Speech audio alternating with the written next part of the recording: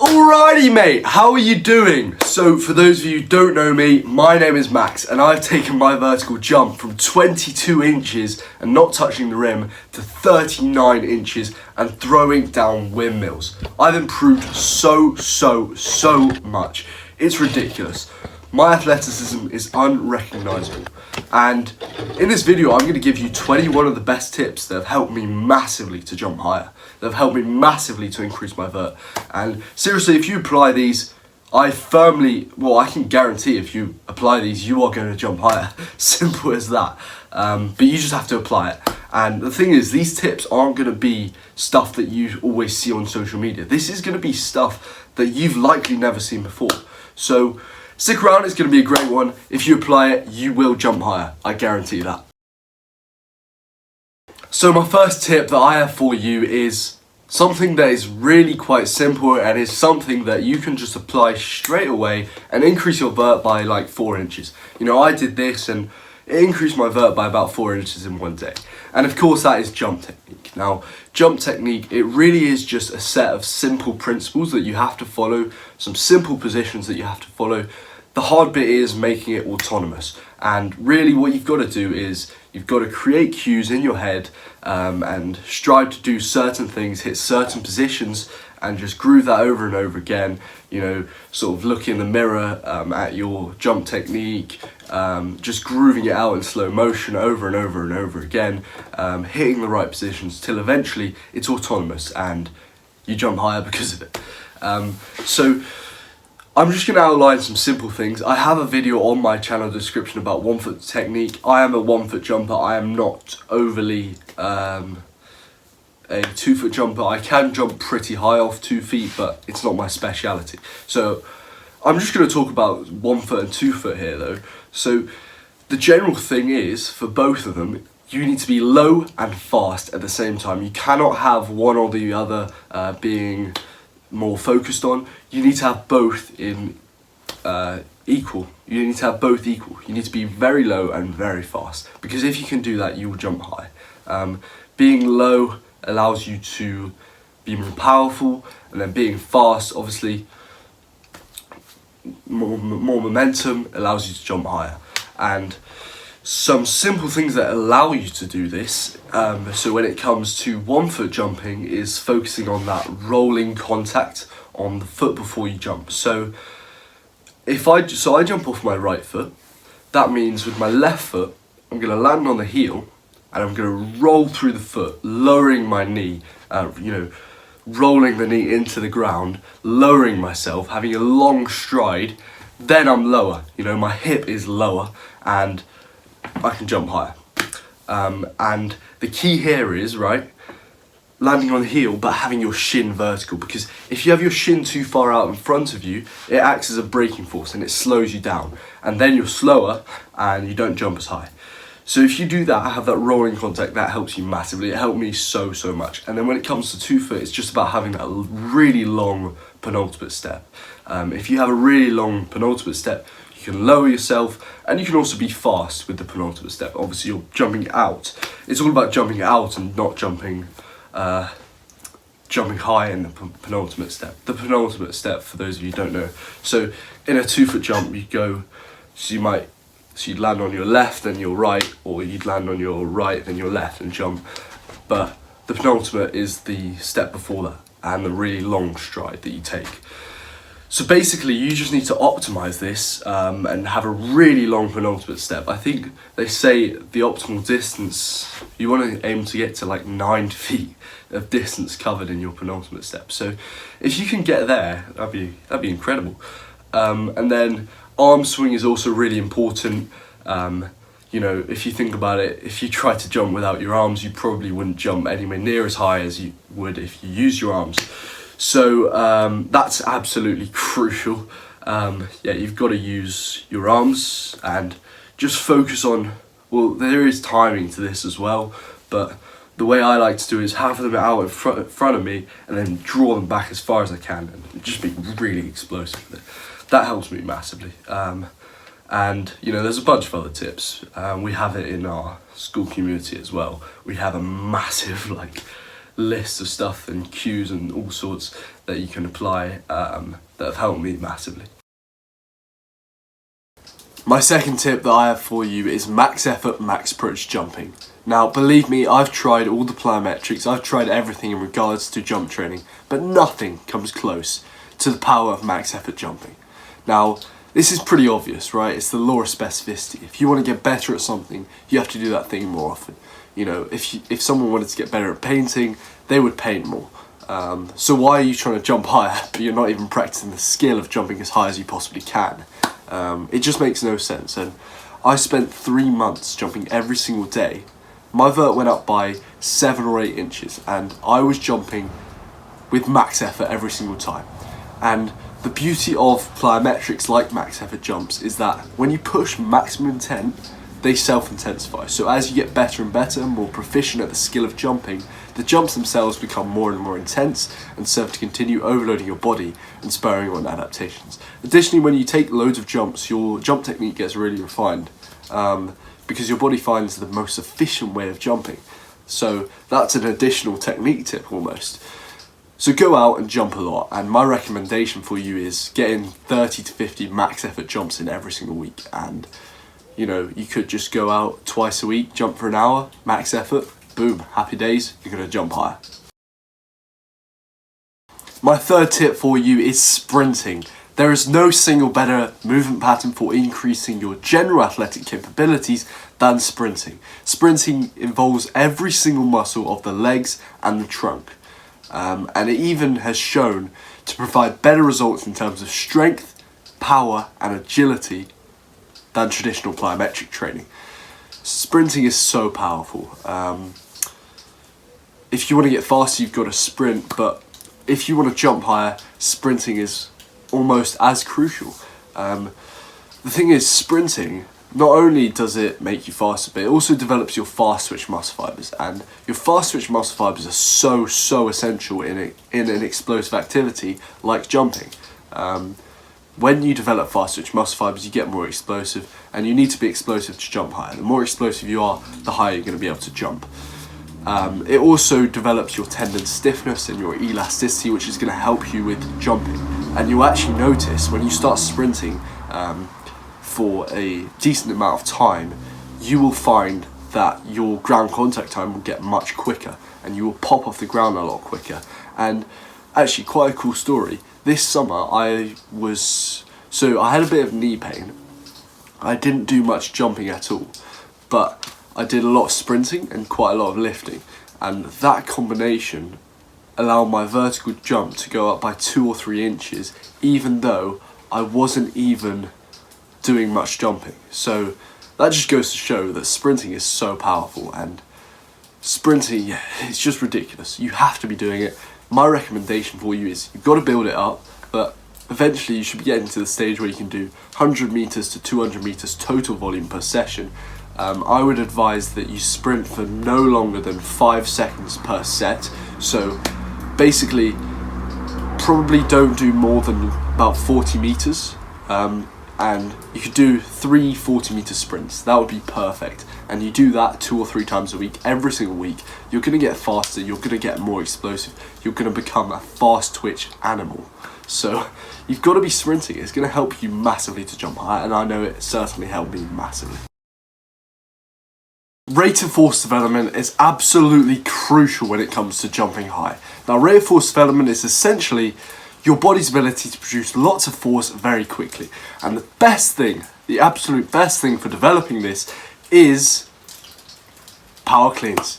If you increase your power clean, you're going to increase your rate of force development. And that means your vertical jump is going to go up. I've seen a direct correlation between how high my power clean is and how high I'm jumping.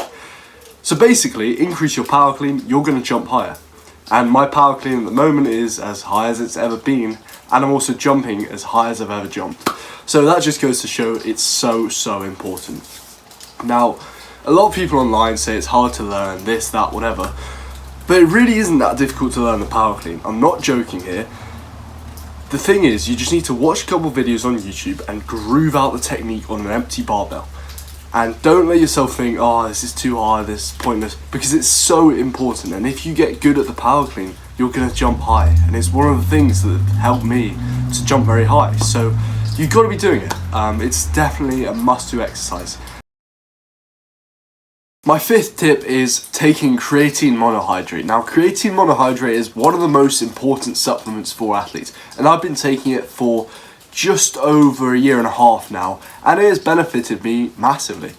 And I think it's helped me massively to put on muscle and strength and power and all sorts. And creatine has been shown to increase your rate of strength gain, your rate of power gain, your anaerobic endurance, and your anaerobic work capacity. And it's also been shown to increase your body's ability to produce lean muscle mass. So all in all, I think creatine is a great supplement. It's also very cheap. It's definitely a supplement worth taking. 5 grams a day, boom, help you jump higher. My sixth tip is regular barbell back squats. Now, getting stronger is non-negotiable if you want to jump high and stay healthy. Jumping is all about physics. If you want to jump higher, you need more impulse. And to get more impulse, you either need to increase time or increase force. But once your technique has been mastered, you can't increase time. So you have to increase force. And you have to do that by getting stronger. And the back squat is a movement that heavily involves your knee extensors. And knee extensors also are used in the jump. And if you get stronger on your back squat, you're going to be able to produce more force into the ground using your knee extensors, and therefore you're going to be able to jump higher. There is no limit to how strong you can get. Elite jumpers don't care about arbitrary strength standards. They're just trying to get as strong as possible because they know once you get stronger and stronger, you can produce more force, propel yourself up, boom, jump higher. Now, as I said, elite jumpers don't care about arbitrary strength standards, but if you could get to 2 times body weight on the back squat, you'd be in a really good place. My seventh tip is split squats. Now, as we talked about earlier, force is really important for jumping higher. You need to be able to produce more force, and that will help you to jump higher, and obviously being stronger will also help you to stay healthy. Now, the split squat is basically the squat but on one leg, so it's actually even better because you can address imbalances. And actually the split squat involves the glute more. It trains your maximum glute force production, and the glutes are so important for jumping, arguably more important than the quads in some cases. So I think definitely a balance of both doing the split squat and the back squat are very important, and I have found personally the split squat has helped me more than the regular back squat, and that does make sense because I am a 1 foot jumper and it has positions that you would see in a 1 foot jump, so it's more specific. More specificity leads to more gains in terms of vertical jump. So yeah, but I think the split squat's really good, and as I said, elite jumpers don't care about arbitrary strength standards, but if you could get to 1.5 times body weight on the split squat, that'd be amazing. But definitely unilateral strength is very important. Getting on one leg, getting strong on one leg is a very good thing to be doing. My eighth tip is something called PAP, post-activation potentiation. Now, post-activation potentiation is a phenomenon where basically you'll do an exercise, call it a back squat, and straight after doing that, your leg muscles and your core muscles will be more activated than they would be before, which will lead you to be able to perform better in an explosive movement like a jump than you would if you hadn't done the squats before. Now, this leads me on to my 10th tip, is single leg hops for height, and this links in so well with the single leg split squats, right? With the split squats, because it's similar and you activate the muscles, you get post-activation potentiation, and it just works really well. And I personally did this and it helped me massively, and I put this in some of the programs that we write, and I think it's just incredible. So basically what you'll do is you'll do the split squat, you'll do a set, then you will rest for like 10 seconds, then go straight into the plyometric movement. And a lot of world-class strength and conditioning sort of, programs will do this. A lot of, like I've seen personally in world rugby, world football, all this, they do it because it works. But yeah, in this scenario, basically you'll do the split squat, your glutes and quads and whatever will be really activated, and 10 seconds later you'll be able to just explode super well on the single leg hops for height. Now, the single leg hops for height, I haven't really explained. They're a really good exercise. Personally, my favourite plyometric exercise because it's helped me so much with 1 foot jumping. Now, I'm not a huge advocate for plyometrics, but this is one plyometric that I can definitely stand behind. I absolutely love this. You definitely need to progress to it. Start with tuck jumps, then move on to hurdle jumps, then single leg tuck jumps, and then single leg hops for height. It has insanely high forces, but if you get good at them, you're going to jump high and you're going to get powerful. Single leg hops for height, really, really good. You'll do 4 sets of 6 jumps on each side. Really good, will make you jump higher. Tip number 10 is caffeine. Now, caffeine obviously is a stimulant. It raises your blood pressure and it basically makes you feel really activated and energized. You know, when people are tired, they take caffeine. But it's actually probably one of the only legal performance enhancers. Caffeine has been shown to improve performance, and I have found personally, when I take caffeine, my jump sessions and my sprint sessions are just that much better. Caffeine is really important, and you know, I'm no scientist on caffeine, but caffeine definitely helps, and it's been proven in studies to help you to jump higher and sprint faster. It is a performance enhancer, so definitely something to be using when you're doing your jump sessions. The only thing worth noting down about caffeine is that A, don't take it too late in the day because that's going to affect your sleep, and B, when you use it and you do a workout and you go really hard, it's going to take longer to recover, right? Because if I'm doing jumps and I'd normally jump a certain height, but with caffeine I jump at an extra height on top of that, it's more intense in my body, it's going to take me longer to recover. But you're going to get much better stimulus, obviously, and that will help you to jump higher. So caffeine, definitely something really important and definitely something worth doing. Number 11, carbohydrates. Now, there's a lot of stuff on social media saying, you know, you shouldn't be taking carbs, but if you're an athlete, carbohydrates are literally, apart from maybe water, the most important thing that you've got to be consuming. Carbohydrates just give you energy, okay?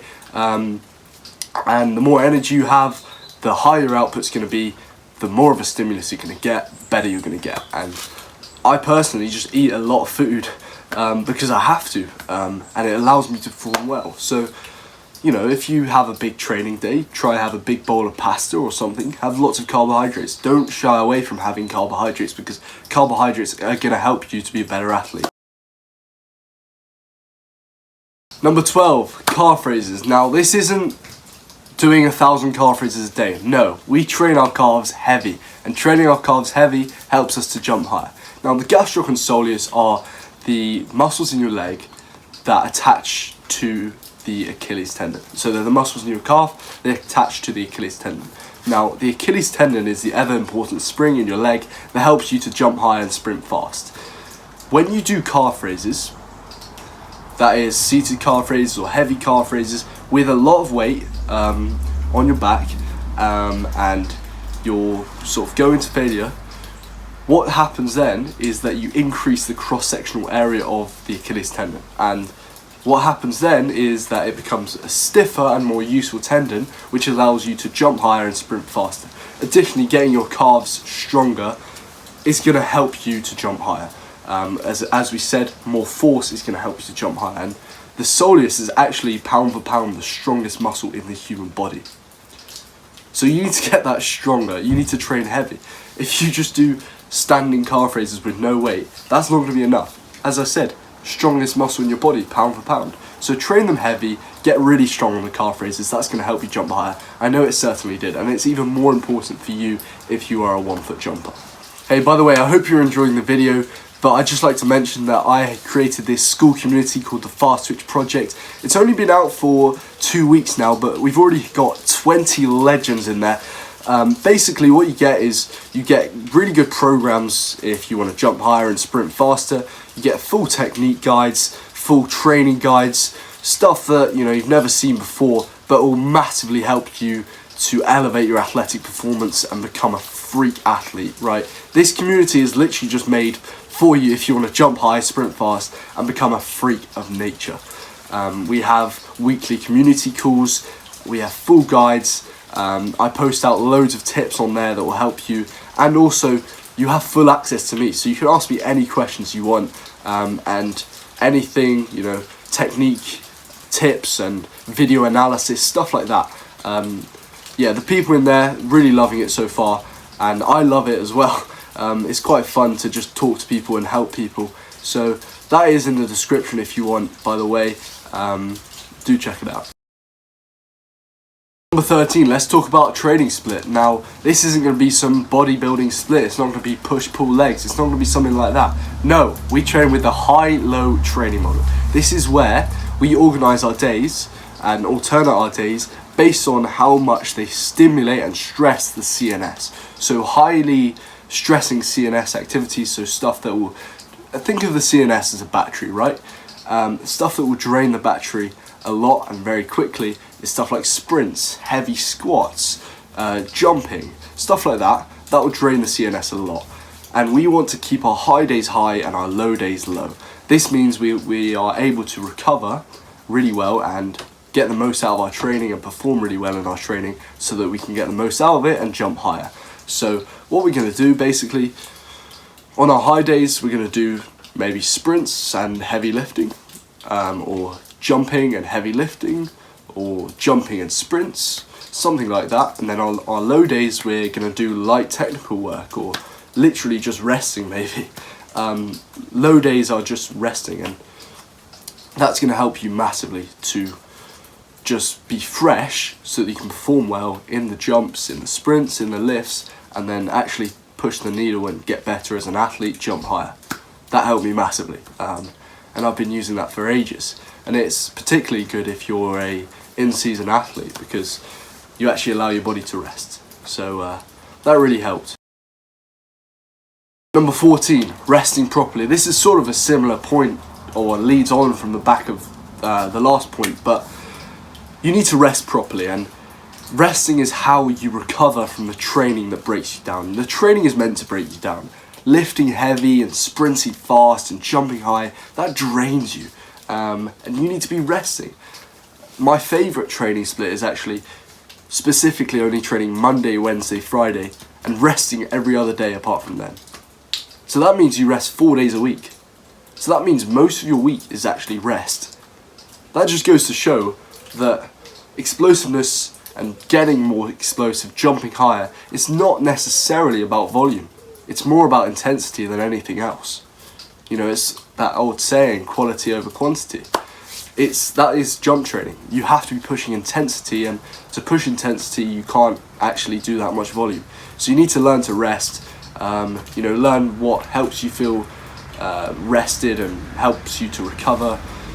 And also just don't follow all the stuff on social media, like the ice baths and stuff like that. Like the reality is that stuff isn't going to help you that much. The thing that's going to help you the most is sleeping well and eating well, and just learning to chill out and rest so that you can push hard on your high days, the days that matter the most. Number 15, Nordic hamstring curls. Now, it's been estimated that the Nordics contribute around 25% of the jump.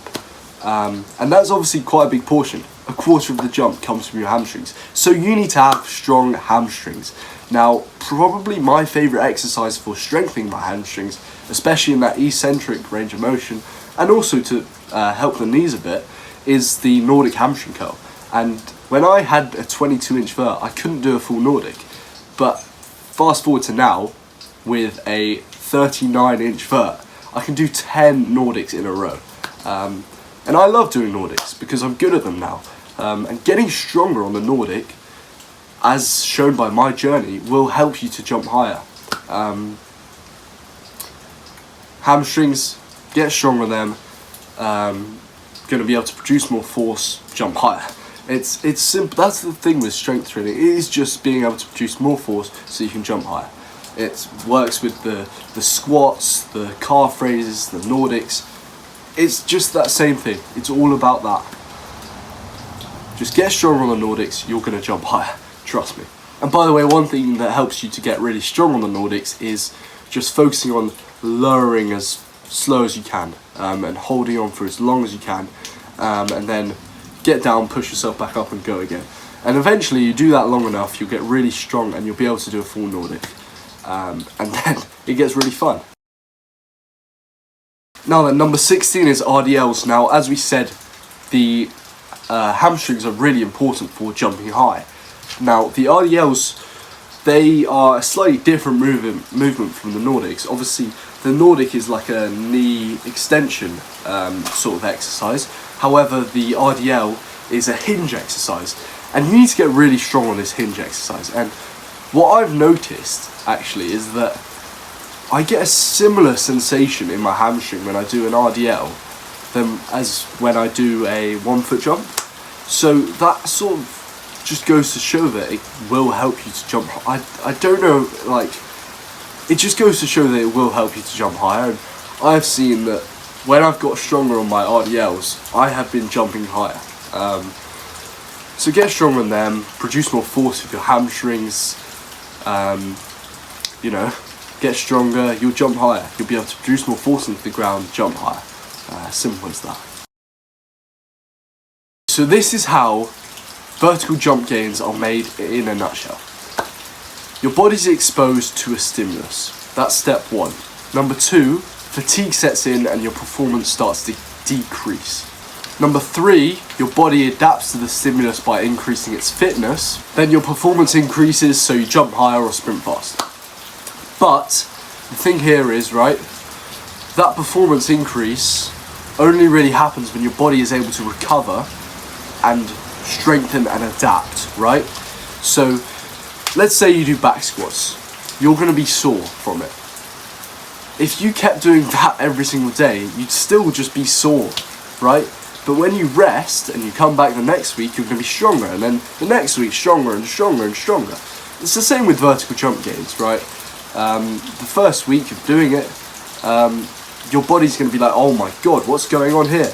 Your body is going to freak out. Your brain's going to go, oh my gosh, we need to adapt. And you adapt. But the thing is, deloads, right? It's so important because you will have a hard block of training. And deloads, I just love them, man. They're so good. So basically, you do hard 4 weeks of training, and then you'll do a deload week, and you'll come back jumping higher than you've ever jumped before. This is because your body is able to rest, and you get rid of all fatigue, and then your performance increases, you jump higher. Deload weeks are so important. I do them every single cycle, so every single 4 weeks that you do, take a rest week. And that helps me so much. That's helped me to get to the stage where I'm at now. And it's also quite nice to just have a week of training every now and then, and come back jumping higher than you've ever jumped before.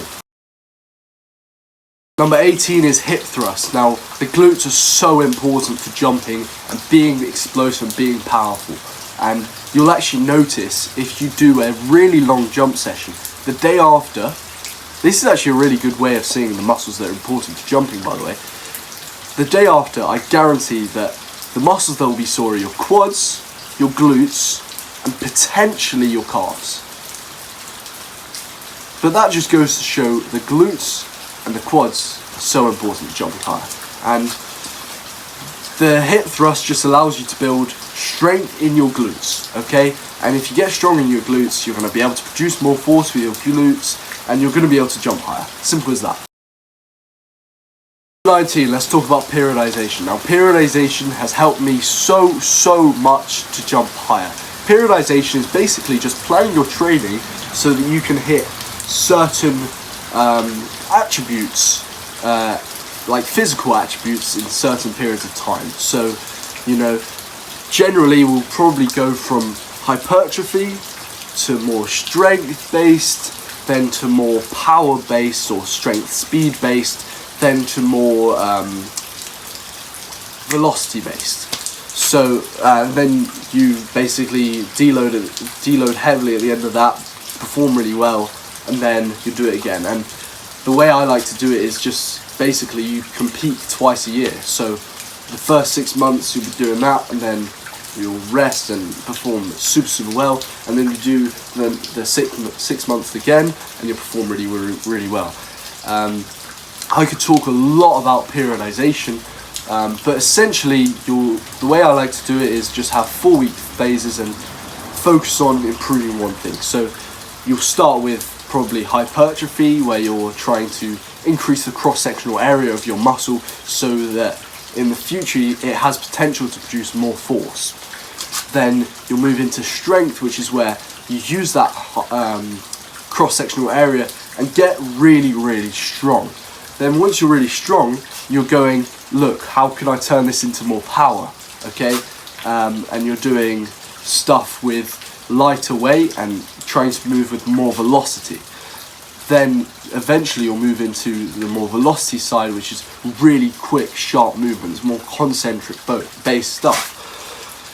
Periodization is really important. I highly suggest you read into it. For absolute beginners, it's not something that you need to look into, but it's something definitely worth mentioning in this video, and it's a tip that massively helped me.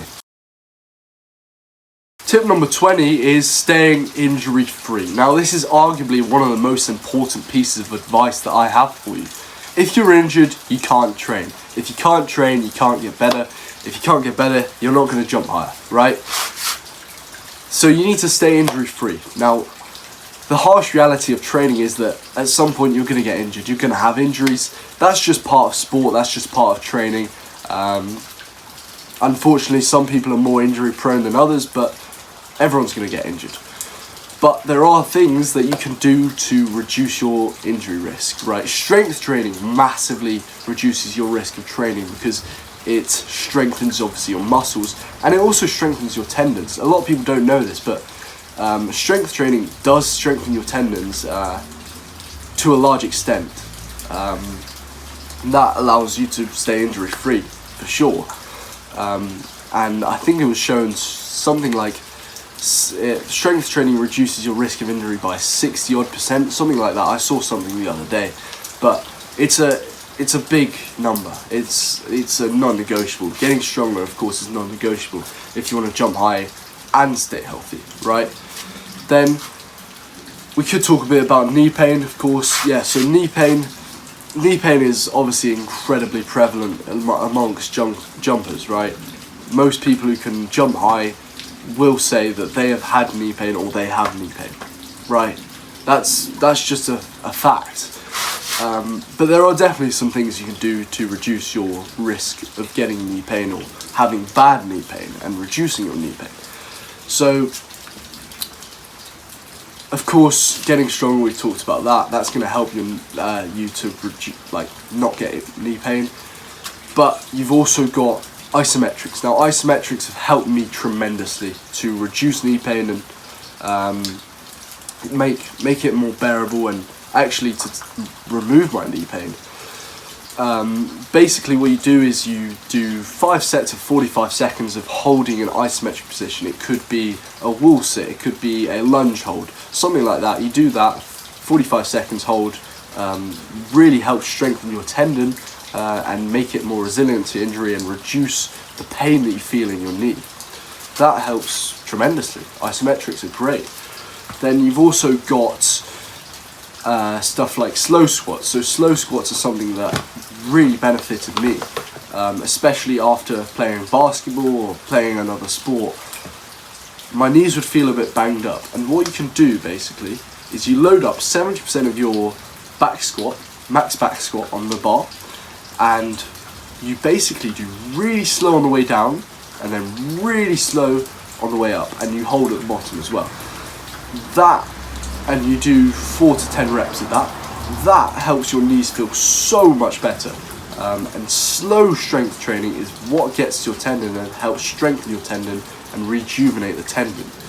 So slow squats are also really important for knee pain. Then load management is something worth bearing in mind. Basically, you just need to learn to rest, okay? You need to learn that if you're sore, don't train, right? If you have knee pain and you're jumping, that's going to make it worse, right? And just making sure you're not going absolutely balls to the walls every single day. If you're, I know I said I was jumping every single day, but it probably wasn't the best idea. I know my vertical jump went up, but I could have got really bad knee pain, and that is load management, right? You can't be doing crazy high intensity and volume every day, because otherwise you're going to get injured. You know, if you did nothing every day, you wouldn't get injured, would you? So you need to definitely vary it and make sure that you're not doing too much, and actually allow yourself to rest. Then obviously basic stuff, sleep, make sure you're sleeping well and eating well, protein, stuff like that, basic stuff. But really do try stay injury free. It's only when you're injured that you actually realise how grateful you are when you're not injured, and how much you wish you weren't injured, because getting injured sucks. So if you just use these tips, I'm sure you'll reduce your knee pain and be able to prevent it in future. Even if you don't have knee pain right now, make sure you're doing stuff like the isometrics and potentially even the slow squats to basically not get knee pain. My final tip for you is being ruthlessly consistent. I've been relentless in my pursuit of jumping high for well over 2 years now, and I've gotten to an incredible stage. Probably a stage where I never thought I'd be. I never thought I'd even be close to a 40-inch vert, let alone being able to windmill. So it just is all about the consistency. That's my final tip for you. But the thing is, right, the amount of work that you do in a single week doesn't even have to be that much. You know, we're talking stuff like a sprint session, which only takes about 40 minutes. If you do that once a week, that's a tiny fraction of your week. But real progress is made when you stack together hundreds of weeks in a row of working hard towards this goal. The problem is, in the beginning, it's not going to be that fun. You're not going to be good, and you're going to suck. You're going to be unmotivated, you're going to have setbacks. But if you stick with it long enough, something really cool is going to happen. You're going to get good. And when you get good, it gets fun. And when it gets fun, you don't stop. And when you don't stop, you keep getting better and better. And you get to a stage where I am, and even maybe surpass me. That's the thing. You've got to stick with it. And soon enough, people will be asking you for the secret sauce, and you're just going to chuckle to yourself. I've always thought, you know, it is that simple, right? A lot of people, when it comes to being successful in anything, you'll tell people your plans and they'll be like, yeah, but it's not that simple. It is that simple, okay? It is that simple. It is that simple. You've got to jump, you've got to get strong, you've got to sprint, periodize your training, rest, do all of my tips in this video, and just be consistent with it. For goodness sake, don't watch this video and not apply it. Okay, be super consistent, and you're going to reap the rewards, and you're going to jump high and get your first dunk, and you're going to be a great athlete. Thank you for watching, and I hope you enjoyed.